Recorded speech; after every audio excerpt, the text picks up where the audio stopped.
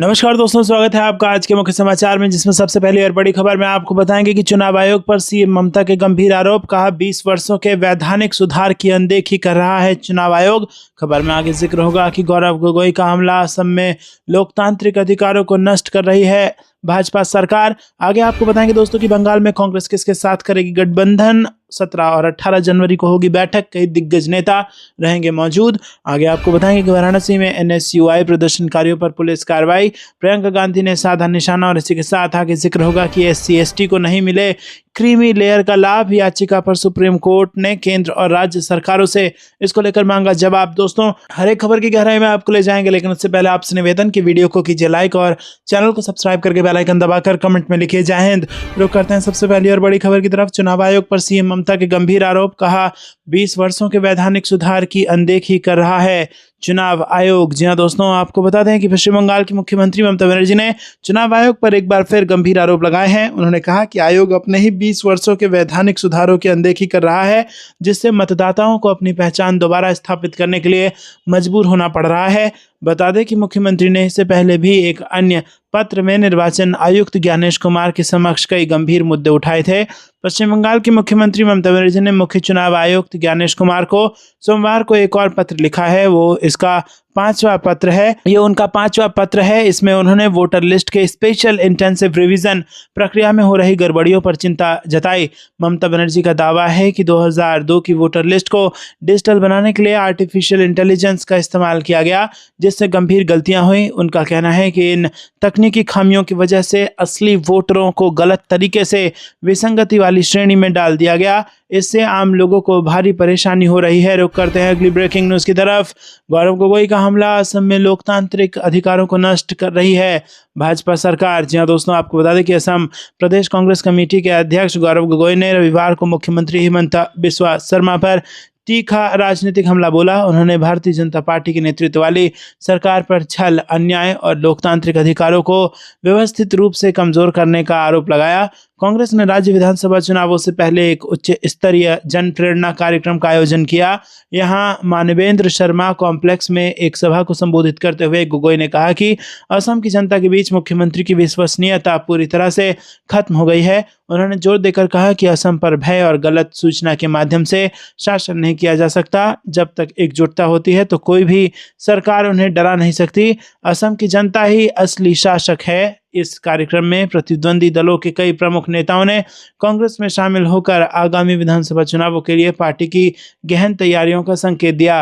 गोगोई ने आरोप लगाया कि भाजपा मतदाता सूचियों में हेरफेर करने और आदिवासियों, OBC, SC और अल्पसंख्यकों सहित सभी समुदायों के मतदाताओं को दबाने का प्रयास कर रही है। उन्होंने कहा कि कांग्रेस प्रत्येक मतदान केंद्र पर मतदान के अधिकार की रक्षा सुनिश्चित करेगी और मतदाता सूचियों में बाहरी लोगों के नाम शामिल होने से रोकेगी। जब इन गर्ग मामले को लेकर मुख्यमंत्री शर्मा पर निशाना साधते हुए गोगोई ने आरोप लगाया कि एक कमजोर आरोप पत्र दायर किया गया है। उन्होंने राज्य सरकार पर राजनीतिक निकटता का फायदा उठाकर प्रभावशाली व्यक्तियों को संरक्षण देने का आरोप लगाया। रुक करते हैं अगली ब्रेकिंग न्यूज की तरफ। बंगाल में कांग्रेस किसके साथ करेगी गठबंधन। 17 और 18 जनवरी को होगी बैठक, कई दिग्गज नेता रहेंगे मौजूद। जी हां दोस्तों, आपको बता दें कि कांग्रेस के शीर्ष नेता पश्चिम बंगाल में आगामी विधानसभा चुनावों के लिए चुनावी तैयारियों और रणनीति पर चर्चा करने के लिए 17 जनवरी को प्रदेश के वरिष्ठ पार्टी नेताओं के साथ बैठक करेंगे। इकोनॉमिक टाइम्स के सूत्रों के मुताबिक पश्चिम बंगाल के लिए पार्टी की स्क्रीनिंग कमेटी की बैठक भी 18 जनवरी को कोलकाता में होगी। राज्य की राजनीतिक कार्रवाई समिति के सदस्यों, चुनाव समिति के सदस्यों और राज्य के वरिष्ठ पार्टी पर्यवेक्षकों की अन्य बैठकें भी 18 जनवरी को कोलकाता में होंगी। सूत्रों के मुताबिक 17 जनवरी को होने वाली बैठक में पार्टी की चुनावी रणनीति पर चर्चा और उसे अंतिम रूप दिए जाने की संभावना है। कांग्रेस को यह भी तय करना है कि वो चुनावों के लिए किन गठबंधनों का गठन करेगी। सुदीप रॉय बर्मन, शकील अहमद खान और प्रकाश जोशी को कांग्रेस द्वारा पश्चिम बंगाल विधानसभा चुनाव के लिए वरिष्ठ पर्यवेक्षक नियुक्त किया गया है। कांग्रेस अध्यक्ष मल्लिकार्जुन खड़गे के अलावा AICC महासचिव KC वेणुगोपाल, पश्चिम बंगाल के प्रभारी AICC महासचिव गुलाम अहमद मीर और पश्चिम बंगाल कांग्रेस कमेटी के अध्यक्ष शुभंकर सरकार समेत अन्य नेताओं के 17 जनवरी को होने वाली बैठक में शामिल होने की उम्मीद है। ये बैठकें पश्चिम बंगाल में चल रहे मतदाता सूची संशोधन के विशेष गहन संशोधन को लेकर चल रहे विवाद के बीच हो रही है, जिसकी TMC और कांग्रेस जैसी पार्टियों ने कड़ी आलोचना की है। कोयला तस्करी मामले में राजनीतिक परामर्श फर्म IPAC के कार्यालय और उसके प्रमुख के आवास पर प्रवर्तन निदेशालय द्वारा की गई छापेमारी को लेकर टीएमसी और भाजपा के बीच आरोप प्रत्यारोप का सिलसिला जारी है। रुक करते हैं अगली ब्रेकिंग न्यूज की तरफ। वाराणसी में एनएसयूआई प्रदर्शनकारियों पर पुलिस कार्रवाई, प्रियंका गांधी ने साधा निशाना। जी हाँ दोस्तों, कांग्रेस महासचिव प्रियंका गांधी ने रविवार को वाराणसी में national students union of India के कार्यकर्ताओं को हिरासत में लेने पर केंद्र सरकार पर निशाना साधा। कार्यकर्ता महात्मा गांधी राष्ट्रीय ग्रामीण रोजगार गारंटी अधिनियम के नाम को बदले जाने के खिलाफ प्रदर्शन कर रहे थे। उन्होंने पुलिस की कार्रवाई को कायरतापूर्ण बताया और कहा कि केंद्र सरकार उन लोगों के खिलाफ बेरहमी से बल प्रयोग कर रही है जिन्होंने अपनी आवाज उठाने की हिम्मत की। विरोध प्रदर्शन का एक वीडियो सोशल मीडिया पर वायरल हुआ जिसमें एनएसयूआई के सदस्य वाराणसी में महात्मा गांधी और भीमराव अंबेडकर की मूर्तियों के पास प्रदर्शन करते हुए दिखाई दिए। छात्र केंद्र सरकार के मनरेगा को नए विकसित भारत रोजगार और आजीविका मिशन एक्ट से बदलने के फैसले का विरोध कर रहे थे।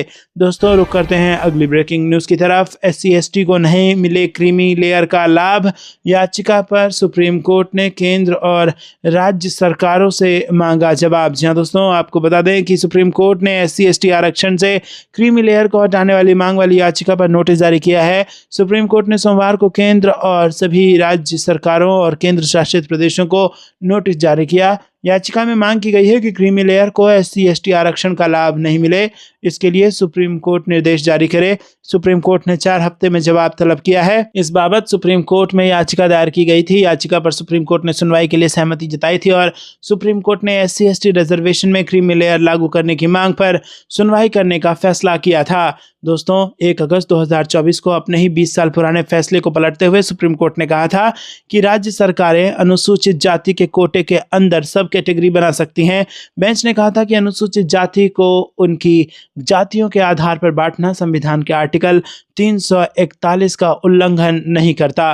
रुक करते हैं अगली ब्रेकिंग न्यूज की तरफ। कई चुनौतियों का सामना कर रही अर्थव्यवस्था, लगातार गहराती जा रही असमानताएं, सार्थक कदम उठाने की जरूरत, कांग्रेस का बयान। जी दोस्तों, कांग्रेस ने सोमवार को उम्मीद जताई कि आगामी केंद्रीय बजट में निजी कॉरपोरेट निवेश में सुस्ती और आय में बढ़ती असमानताओं जैसी चुनौतियों से निपटने के लिए ठोस कदम उठाए जाएंगे। पार्टी ने कहा कि वास्तविकता में उच्च GDP वृद्धि दरें तभी टिकाऊ होंगी जब इन मुद्दों का समाधान किया जाएगा। कांग्रेस के प्रभारी महासचिव जयराम रमेश ने कहा कि घरेलू बचत दरों में काफी गिरावट आई है जिससे निवेश की क्षमता सीमित हुई है और संपत्ति, आय और उपभोग से जुड़ी असमानताएं लगातार गहराती जा रही हैं। रमेश ने कहा कि अब देखना यह है कि आने वाले बजट में सांख्यिकी भ्रमों के अपने आरामदेह दायरे से बाहर निकलकर इन वास्तविकताओं और चुनौतियों को स्वीकार किया जाता है या नहीं और उनसे निपटने के लिए कोई सार्थक कदम उठाया जाता है या नहीं। आगामी संसद सत्र के कार्यक्रम की घोषणा का उल्लेख करते हुए उन्होंने कहा कि 2026-27 का बजट अब से 20 दिन बाद पेश किया जाएगा। दोस्तों रुक करते हैं अगली ब्रेकिंग न्यूज की तरफ, जहां पर आपको बता दें कि चुनाव आयुक्त के लिए कोई कानून क्यों नहीं, ताम्र छूट के मामले में सुप्रीम कोर्ट सख्त, केंद्र से मांगा जवाब। जी हाँ दोस्तों, आपको बता दें कि सुप्रीम कोर्ट ने केंद्र और चुनाव आयोग को नोटिस जारी किया है। नोटिस में संसद के बनाए गए उस कानून की वैधता को चुनौती देने वाली याचिका पर जवाब मांगा गया है जो मुख्य चुनाव आयुक्त और चुनाव आयुक्तों को मुकदमे से जीवन भर की छूट देता है। याचिका पर सुनवाई करते हुए चीफ जस्टिस सूर्यकांत की बेंच ने कहा कि हम इसकी जांच करना चाहेंगे, हम नोटिस जारी कर रहे हैं। इस याचिका में चीफ इलेक्शन कमिश्नर और अन्य इलेक्शन कमिश्नर बिल 2023 के एक प्रावधान को चुनौती दी गई है। याचिका में आरोप लगाया गया है कि इस कानून ने चीफ इलेक्शन कमिश्नर और इलेक्शन कमिश्नरों को अपने ऑफिशियल काम करते समय किए गए किसी भी काम के लिए सिविल और क्रिमिनल कार्रवाई से जिंदगी भर की छूट दे दी है। वहीं दोस्तों, याचिकाकर्ता के वकील ने कहा कि ये बिल CEC और EC को जिंदगी भर के लिए ऐसी अभूतपूर्व शक्ति नहीं दे सकता जो संविधान बनाने वालों ने जजों को भी नहीं दी थी। संसद ऐसी छूट नहीं दे सकती जो संविधान बनाने वालों ने दूसरे गणमान्य व्यक्तियों को भी नहीं दी थी। इसी के साथ दोस्तों आपको बता दें कि यहाँ पर चुनाव आयुक्तों के लिए कोई कानून क्यों नहीं है, इसको लेकर ताउम्र छूट के मामले को लेकर सुप्रीम कोर्ट अब सख्त हो गया है। रुक करते हैं अगली ब्रेकिंग न्यूज की तरफ, लेकिन दोस्तों उससे पहले आपको कुछ लगता है कमेंट में जरूर बताइए। वीडियो को लाइक नहीं किया तो लाइक जरूर कीजिएगा। रुक करते हैं अगली ब्रेकिंग न्यूज की तरफ। सांसद राहुल गांधी 13 जनवरी को तमिलनाडु जाएंगे। गुडलूर में दूसरी बार गांधी भारत जोड़ो यात्रा के दौरान यहां ठहरे थे। जी हां दोस्तों, कांग्रेस सांसद राहुल गांधी 13 जनवरी को तमिलनाडु जाएंगे। एक दिवसीय यात्रा में गांधी नीलगिरी के गुडलूर में Saint Thomas English High School के गोल्डन जुबली सेलिब्रेशन में शामिल होंगे। आपको बता दें कि राहुल गांधी का गुडलूर में यह दूसरा दौरा है। कांग्रेस नेता ने आखिरी बार सितंबर 2022 में भारत जोड़ो यात्रा के दौरान यहां का दौरा किया था। राहुल गांधी ने भारत जोड़ो यात्रा के दौरान अपने समर्थकों को यहां संबोधित करते हुए पश्चिमी घाट की खूबसूरत वादियों के बारे में चर्चा की थी। तब देशव्यापी मार्च पर निकले राहुल गांधी ने कर्नाटक की ओर अपनी यात्रा जारी रखने के पहले एक रात निजी स्कूल में गुजारी। रुक करते हैं अगली ब्रेकिंग न्यूज की तरफ। कांग्रेस ने 45 दिवसीय राष्ट्रव्यापी मनरेगा बचाओ संग्राम को किया शुरू। जी हां दोस्तों, आपको बता दें कि कांग्रेस ने शनिवार को यूपीए शासनकाल के दौरान लगाए गए ग्रामीण रोजगार कानून को निरस्त करने के विरोध में अपना 45 दिवसीय राष्ट्रव्यापी अभियान मनरेगा बचाओ संग्राम शुरू कर दिया।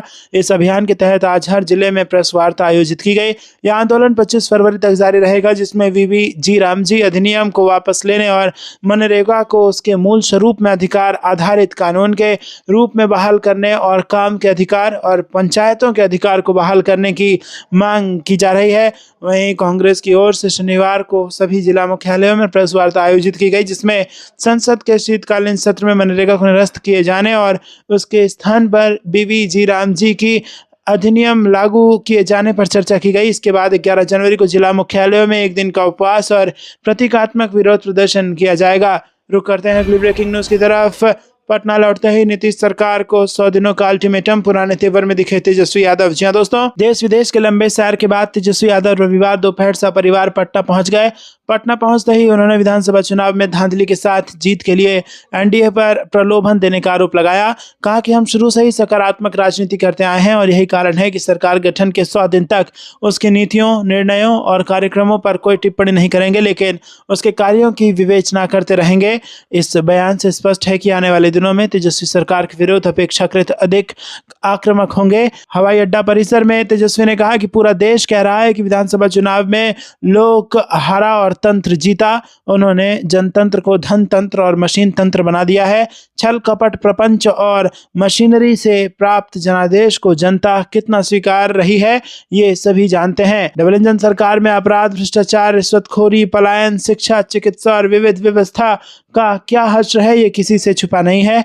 हम चाहते हैं कि ये सरकार अपने घोषणा पत्र पर अमल करे। इसमें प्रदेश की 2.5 करोड़ महिलाओं को 2-2 लाख रुपए देने के साथ 1 करोड़ नौकरियों का प्रण है। रुक करते हैं अगली ब्रेकिंग न्यूज की तरफ। सपा विधायक हमारे संपर्क में, डिप्टी सीएम के बयान पर अखिलेश यादव का पंच बोले, ये बताएं कि आप बीजेपी के संपर्क में हैं। जी हां दोस्तों, आपको बता दें कि उत्तर प्रदेश के उप मुख्यमंत्री केशव प्रसाद मौर्य ने शुक्रवार को आगरा दौरे के दौरान सपा पर तीखा हमला बोला था। डिप्टी सीएम ने कहा था कि सपा के कई विधायक उनके संपर्क में हैं और भाजपा में शामिल होना चाहते हैं, लेकिन भाजपा उनको पार्टी में शामिल करने के पक्ष में नहीं है। इसी बात पर अखिलेश यादव ने एक्स पर तंज कसा और कहा कि पहले ये बताएं कि बीजेपी आपके संपर्क में है या नहीं, आप मेन लाइन में हैं या साइड लाइन में हैं या आउट ऑफ लाइन हैं। अखिलेश यादव और केशव प्रसाद के बीच बयानबाजी कोई नई बात नहीं है। दोनों नेता एक दूसरे पर तंज कसते रहते हैं। बिहार चुनाव के समय दोनों का आमना सामना हुआ था और इस दौरान अखिलेश यादव ने कहा था कि केशव ने मिठाई खिलाने का वादा किया है। बिहार चुनाव में भाजपा की बम्पर जीत के बाद केशव प्रसाद मौर्य ने कहा कि हम मिठाई के साथ अखिलेश यादव का इंतजार कर रहे हैं, लेकिन वो आ ही नहीं रहे हैं। रुक करते हैं अगली ब्रेकिंग न्यूज की तरफ। वायु प्रदूषण को लेकर कांग्रेस का केंद्र सरकार पर निशाना। जयराम रमेश बोले, सिर्फ कागजी योजना बनकर रह गया है एनकैप। जी हां दोस्तों, कांग्रेस पार्टी ने वायु प्रदूषण के मुद्दे को लेकर केंद्र सरकार पर निशाना साधा। कांग्रेस महासचिव जयराम रमेश ने कहा कि नेशनल क्लीन एयर प्रोग्राम अब नोशनल क्लीन एयर प्रोग्राम यानी कि कागजी बनकर रह गया है। जयराम रमेश ने रविवार को एक बयान में कहा कि centre for research on energy and clean air के एक नए विश्लेषण ने उस सच्चाई की पुष्टि की है जो लंबे समय से भारत का सबसे खुला रहस्य है कि वायु गुणवत्ता पूरे देश में एक संरचनात्मक संकट है और इस पर सरकार की प्रतिक्रिया बेहद अप्रभावी और अपर्याप्त है। सैटेलाइट डेटा के आधार पर किए गए इस अध्ययन में सामने आया है कि भारत के लगभग 45 44% शहर यहाँ पर जो है वो लगातार वायु प्रदूषण की गंभीर चपेट में है। इन शहरों में 5 सालों के दौरान हवा में वार्षिक PM 2.5 का स्तर लगातार राष्ट्रीय मानकों से ऊपर बना रहा है। रुक करते हैं अगली ब्रेकिंग न्यूज की तरफ। भाजपा के एजेंट की तरह काम कर रही ईडी आईपैक पर हुई छापेमारी को लेकर कांग्रेस नेता ने बीजेपी को घेरा। जी हां दोस्तों, आपको बता दें कि कांग्रेस नेता संदीप दीक्षित ने कोलकाता स्थित इंडियन पॉलिटिकल एक्शन कमेटी के कार्यालय पर प्रवर्तन निदेशालय की छापेमारी पर सवाल उठाते हुए आरोप लगाया कि केंद्रीय एजेंसी भाजपा के एजेंट के रूप में काम करती है। दीक्षित ने सवाल उठाया कि भाजपा ईडी की कार्रवाई का बचाव करने में इतनी दिलचस्पी क्यों रख रही है, और उन्होंने कहा कि भाजपा इस मामले में इतनी दिलचस्पी क्यों ले रही है, जबकि यह ईडी का काम है। ईडी का बचाव करने या ना करने का उन्हें क्या अधिकार है। दीक्षित ने आरोप लगाया कि ईडी चुनाव रणनीति से संबंधित राजनीतिक फाइलें जब्त करने गई थी। पश्चिम बंगाल की मुख्यमंत्री ममता बनर्जी के दावों का हवाला देते हुए उन्होंने कहा कि ये फाइलें आईपैक की थी, जिसे तृणमूल कांग्रेस ने चुनाव प्रचार के लिए नियुक्त किया था। दीक्षित ने आरोप लगाया कि ईडी भाजपा के एजेंट की तरह काम करती है, क्योंकि वो ये जानना चाहती है कि अन्य राजनीतिक दल बढ़त हासिल करने के लिए क्या कर रहे हैं। रुक करते हैं अगली ब्रेकिंग न्यूज की तरफ। गरीबों के हक और अधिकार, सड़कों पर कांग्रेस अध्यक्ष अजय राय, सरकार के खिलाफ खोला मोर्चा। जी हां दोस्तों, उत्तर प्रदेश में कांग्रेस पार्टी के मनरेगा बचाओ आंदोलन के दौरान रविवार को पुलिस ने सख्ती दिखाई। प्रदेश कांग्रेस अध्यक्ष अजय राय समेत कई पदाधिकारियों को घर से बाहर निकलने से रोक दिया गया। पुलिस ने सुरक्षा के नाम पर उन्हें नजरबंद कर दिया और रविवार सुबह से ही पुलिस ने कांग्रेस नेताओं पर नजर रखनी शुरू कर दी है। अजय राय के घर पर पुलिस अधिकारी पहुंचे और उन्हें समझाने की कोशिश की, लेकिन अजय राय ने आरोप लगाया कि योगी और मोदी सरकार के इशारे पर पुलिस काम कर रही है। उन्होंने कहा कि जिला अध्यक्ष समेत कई नेताओं के घरों पर पुलिस पहुंची और उन्हें रोका जा रहा है। कांग्रेस कार्यकर्ता टाउन हॉल मैदागिन में गांधी प्रतिमा के पास प्रतीक उपवास पर बैठे थे, लेकिन पुलिस ने अन्य पदाधिकारियों को घर से बाहर नहीं निकलने दिया। प्रदेश कांग्रेस अध्यक्ष अजय राय ने मनरेगा बचाओ रैली पर कहा कि पूरे देश में आज हमारे कार्यकर्ता महात्मा गांधी और भीमराव अंबेडकर की प्रतिमा के सामने उपवास पर बैठे हैं। इस सरकार ने मनरेगा को खत्म कर दिया और इसके विरोध में कांग्रेस का हर कार्यकर्ता सड़क पर है। उन्होंने आगे कहा कि हमें यहाँ उपवास में बैठना था, लेकिन पुलिस हमें रोक रही है। गरीबों के हक और अधिकार के लिए हमारा ये हर कार्यकर्ता खड़ा है। रुक करते हैं अगली ब्रेकिंग न्यूज की तरफ। बिना कांग्रेस की मदद से कोई नहीं बन सकता मुंबई का मेयर, बीएमसी चुनाव को लेकर सांसद वर्षा गायकवाड़ का दावा। जी हां दोस्तों, मुंबई महानगर पालिका के चुनाव में बीजेपी और शिंदे सेना के सामने कांग्रेस का प्रचार प्रसार बहुत ही धीमा है, लेकिन मुंबई कांग्रेस अध्यक्ष व सांसद वर्षा गायकवाड़ का दावा है कि बिना कांग्रेस की मदद के कोई मुंबई का मेयर नहीं बन सकता। उन्होंने कहा कि पिछली बार से ज्यादा सीटें इस बार कांग्रेस जीतने वाली है। गठबंधन सीट बंटवारे से लेकर चुनाव प्रचार तक को लेकर उन्होंने एनपीटी के राजकुमार सिंह से खुलकर अपनी बात रखी। दोस्तों, रुक करते हैं अगली ब्रेकिंग न्यूज की तरफ। भाजपा चाहती है देश में झगड़े और फसाद होते रहे, राजनीति चमकती रहे, सरकार की नीतियों पर राकेश टिकैत ने उठाए सवाल। जी हां दोस्तों, भारतीय किसान यूनियन के राष्ट्रीय प्रवक्ता राकेश टिकैत ने बुलंदशहर पहुंचकर किसानों, राजनीति और शिक्षा व्यवस्था को लेकर केंद्र व राज्य सरकार पर तीखा हमला बोला। उन्होंने कहा कि आज किसान जमीन से नफरत करने लगा है, जबकि किसानों को अपनी जमीन से नफरत नहीं करनी चाहिए। जमीन कभी घाटे का सौदा नहीं होती, लेकिन दिल्ली की कलम बेईमान हो चुकी है, जिसकी वजह से किसान परेशान है। राकेश टिकैत ने कहा कि किसानों को उनकी फसलों का न्यूनतम समर्थन मूल्य नहीं मिल पा रहा है। बिचौलिए किसानों से सस्ते दामों पर फसल खरीद लेते हैं और बाद में वही फसल महंगे दामों पर बाजार में बेचते हैं, जिससे असली मुनाफा किसानों को नहीं मिल पाता। भाजपा नेता संगीत सोम पर अतुल प्रधान द्वारा लगाए गए आरोपों को लेकर टिकैत ने कहा कि ये आरोप सही है। उन्होंने तंज कसते हुए कहा कि जो लोग खुद मीट खाते हैं वो मीट का विरोध भी करते हैं और उसमें पार्टनरशिप भी निभा रहे हैं। वर्तमान राजनीति पर टिप्पणी करते हुए भारतीय किसान यूनियन प्रवक्ता ने कहा कि देश में जातिवाद, धर्मवाद और भाषावाद की राजनीति चल रही है और आने वाले समय में यह और बढ़ेगी। इसे रोकने की जरूरत है। उन्होंने कहा कि किसान संगठन जोड़ने का काम करता है, तोड़ने का नहीं, जबकि सरकार काटने पीटने और समाज को बांटने का काम कर रही है। दोस्तों, आपको क्या लगता है कमेंट में जरूर बताइए। वीडियो को लाइक नहीं किया तो लाइक जरूर कीजिएगा। रुक करते हैं अगली ब्रेकिंग न्यूज की तरफ। जितने हमले करोगे उतनी मजबूती से जीतेगा बंगाल, टीएमसी ने लॉन्च किया कैंपेन सॉन्ग। जी हां दोस्तों, आपको बता दें कि यहाँ पर बंगाल से बड़ी खबर आ रही है। प्रवर्तन निदेशालय की छापेमारी और दिल्ली में प्रदर्शन कर रहे तृणमूल कांग्रेस सांसदों के खिलाफ पुलिस कार्रवाई के बीच टीएमसी ने सियासी जवाबी रणनीति के तौर पर अपना नया कैंपेन सॉन्ग जो तो ही करो हमला अबार जीत बे बंगला लॉन्च कर दिया है और पार्टी इसे प्रतिरोध, चुनौती और राजनीतिक संघर्ष का संदेश बता रही है। ये गीत ऐसे वक्त पर जारी किया गया है जब तृणमूल कांग्रेस लगातार आरोप लगा रही है कि केंद्र सरकार एजेंसियों के जरिए विपक्ष पर दबाव बना रही है। दिल्ली में टीएमसी सांसदों को हिरासत में लिए जाने और धक्का मुक्की की तस्वीरों को भी इस कैंपेन का हिस्सा बनाया गया है। पार्टी सूत्रों के मुताबिक इन वीडियोस को वीडियो में शामिल किया गया है ताकि संदेश को और तीखा किया जा सके। रुक करते हैं अगली ब्रेकिंग न्यूज की तरफ। नीतीश को भारत रत्न देने की मांग पर जेडीयू में विवाद, पार्टी ने यहां पर दिया है बड़ा बयान। जी हां दोस्तों, जेडीयू के वरिष्ठ नेता केसी त्यागी के बिहार के सीएम नीतीश कुमार को भारत रत्न देने की मांग पर पार्टी में ही विवाद खड़ा हो गया है। जेडीयू ने त्यागी के बयान से ही दूरी बना ली है। वहीं पार्टी के राष्ट्रीय प्रवक्ता राजीव रंजन प्रसाद ने तो यहां तक कह दिया कि केसी त्यागी के हाल के कई बयान पार्टी की आधिकारिक सोच या नीति को नहीं दर्शाते। उन्होंने स्पष्ट किया कि केसी त्यागी के बयान पूरी तरह से निजी हैं और इन्हें पार्टी के रुख के तौर पर नहीं देखा जाना चाहिए। राजीव रंजन ने आगे कहा कि ये भी एक सच्चाई है कि पार्टी के कई नेता और कार्यकर्ता ये तक नहीं जानते कि केसी त्यागी इस समय पार्टी में सक्रिय हैं भी या नहीं। इससे साफ है कि उनके बयान व्यक्तिगत राय है और पार्टी का उनसे कोई लेना देना नहीं है।